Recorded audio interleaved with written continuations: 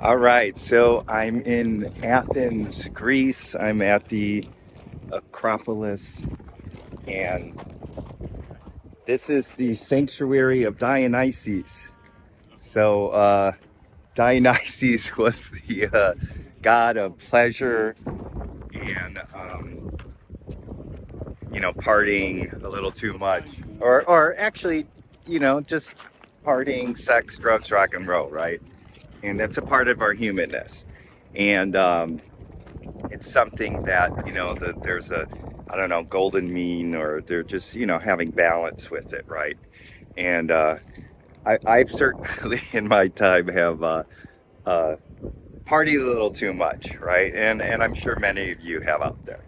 um, and But the spiritual significance of this is all the gods to me represents human attributes, human psychological and emotional attributes.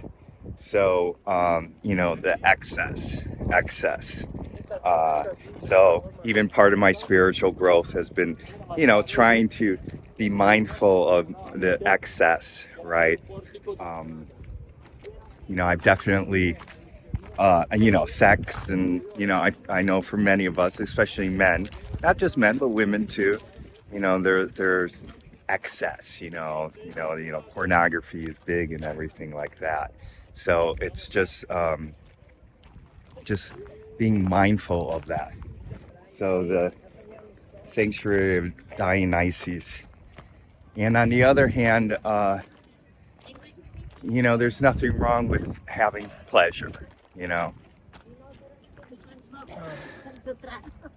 pleasurable experiences.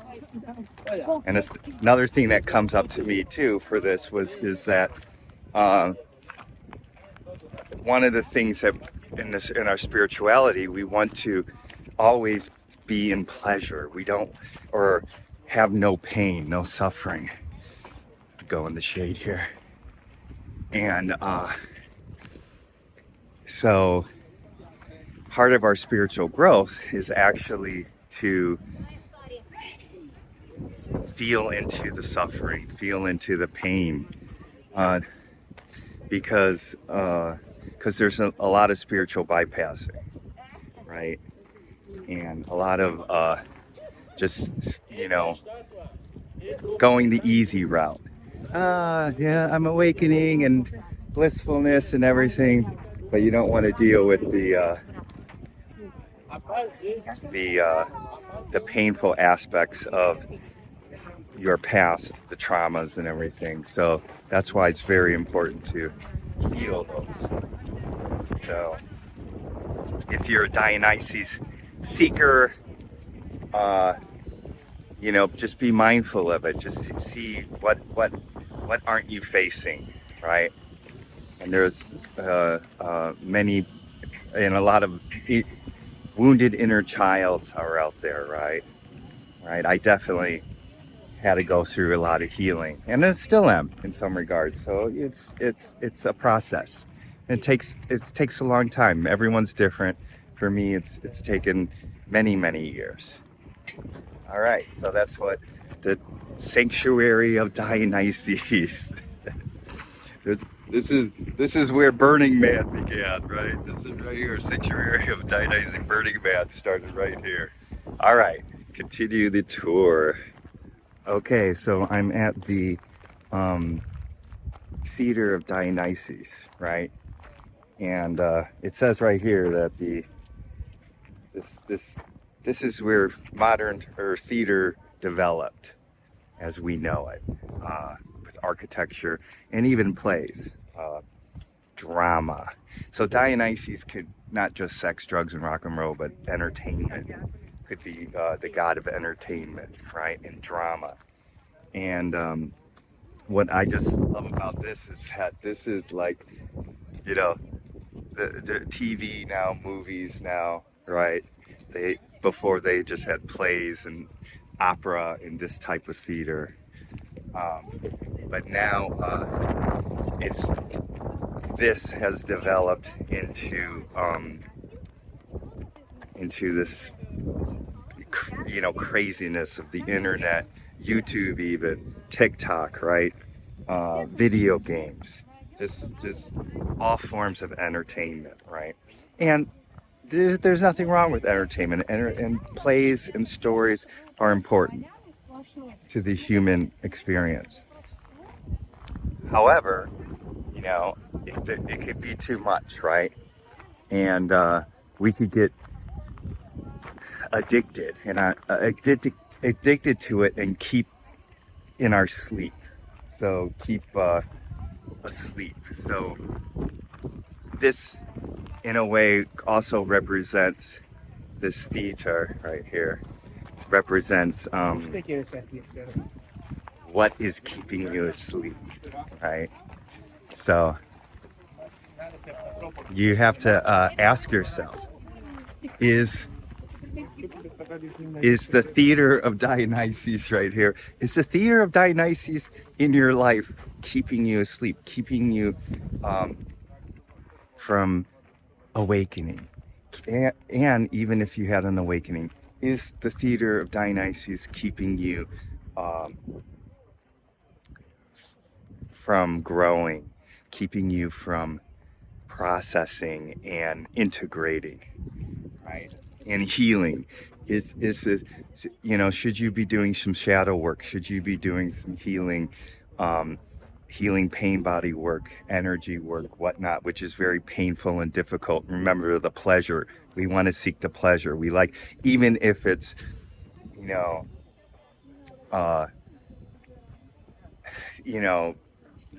horror movies, or that scare us, or or intense dramas. It's still a weirdly pleasure, right? So think of what the theater of Dionysus is doing to you for your spiritual growth, right? Drama, we love the drama. The ego loves drama, right? The ego just loves creating drama, and not only think of just TV. Actually, this is coming up, or movies or entertainment per se. How about the drama in your life? How about the drama that you create with family members, so in a way you're your own actor in a dramatic movie in the theater of Dionysus. How, what drama? Be mindful of, are you creating drama, right, with family and friends and coworkers and everything? So just be mindful of the theater of Dionysus that you're creating. So yeah, and just meditate, because the drama starts dropping off. So as you awaken and as you heal, you don't have a need to create this drama anymore.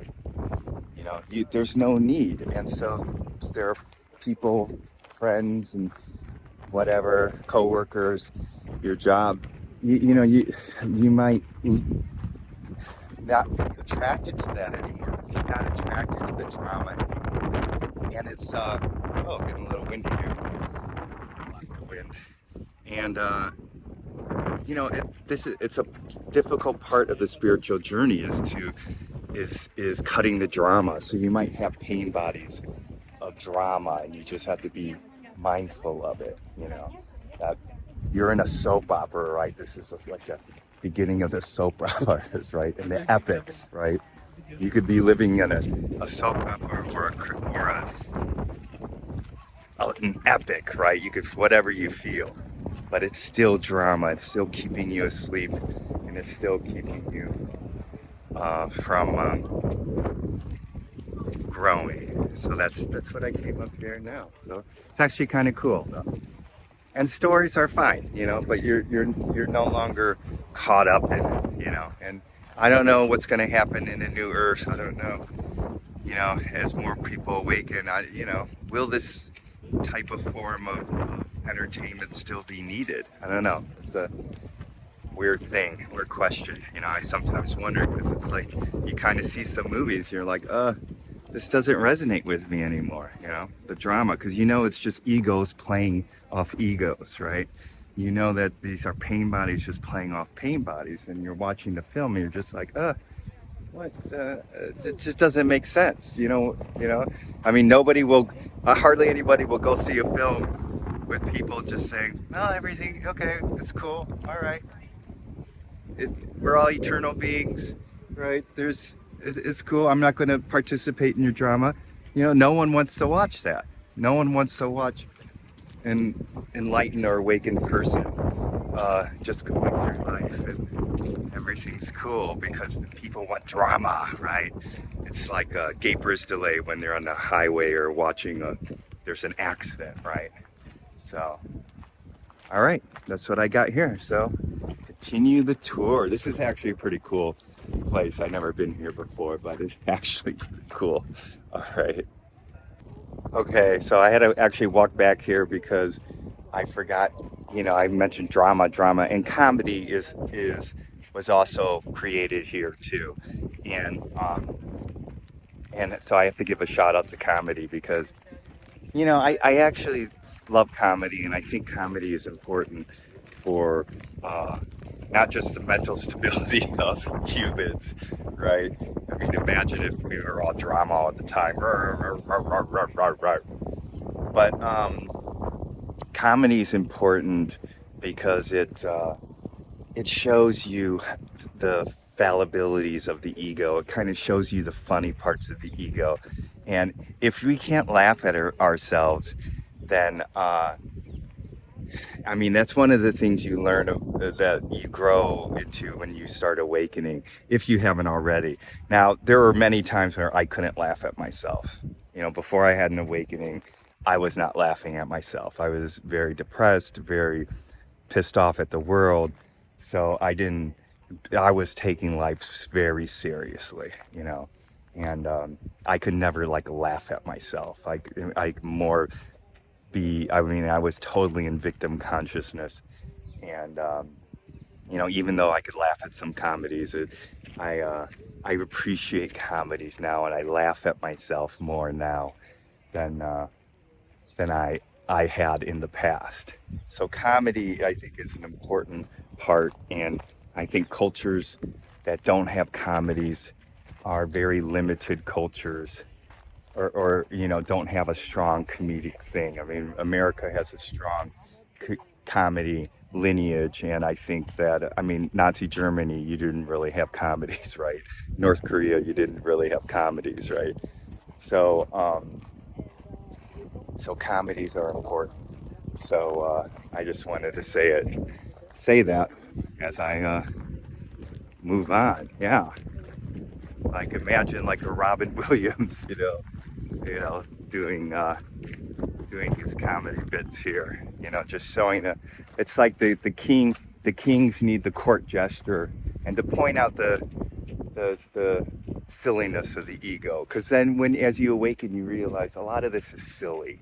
All the things that you've been grasping for, all the fears and desires, you realize are really silly, right? It's an infinite jest. I mean, in some regards, this whole play that we're in. Oh, that's another thing I'm coming up with. This is a whole play. So this is actually symbolic of this life, your life and my life and everybody's life, because we're all one, and we're all part of this grand theater, this grand television show or movie, because it's all an illusion, basically, and we are all just parts and players, like Shakespeare said, right? We're all just parts and players.